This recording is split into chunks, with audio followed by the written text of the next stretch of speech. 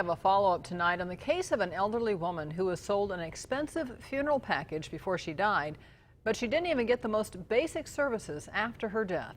23 ABC's Chris Ornelas has been on this case since the beginning and has an update from the people who purchased that funeral plan. Chris? Well, Jackie, that high-end funeral plan was purchased by Stewards Incorporated. They handle money for the disabled and elderly, so their finances aren't abused. But now one of their employees is being investigated for exactly that. Kern County Sheriff's deputies are investigating a theft case where a Lake Isabella mortuary sold at least one person an expensive funeral package, but then didn't deliver. An elderly woman, Dorothy Collins, was having her money handled by Stewards Inc. Collins' house was sold after she went to a nursing home. The sale netted $40,000 profit. But because Collins didn't have any family, the money was turned over to Stewards to manage for her. We receive deposits, refunds, and make payments on their behalf.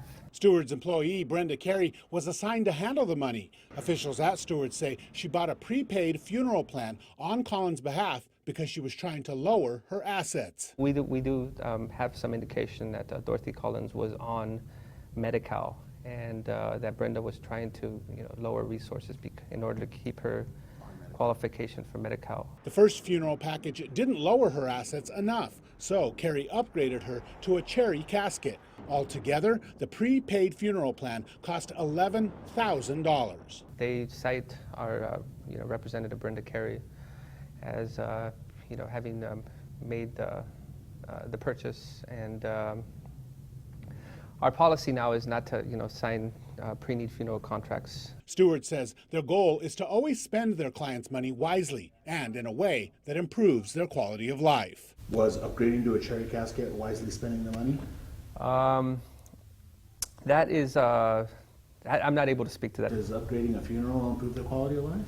Well, again, I can't speak to that because I don't have, all the details of the transaction. The whole thing was suspicious enough to draw the attention of the coroner and the sheriff's office, who started a theft investigation. Stewart Inc. says they did their own investigation into their employees' actions. We did an internal investigation. She was placed on administrative leave. Her status after that is something that I'm not clear about. Now, as part of the investigation, the sheriff's office dug up Collins to see if she had really gotten all the services she had paid for. They found she hadn't been embalmed, she was still in a hospital gown, and was buried in something other than a top-of-the-line cherry casket. Sierra Valley Mortuary, who sold the funeral, refused our requests for comment. Now, we did reach Brenda Carey by phone today. She denied she did anything wrong, but refused to comment further. So far, no criminal charges have been filed. In studio, Chris Ornelas, 23 ABC.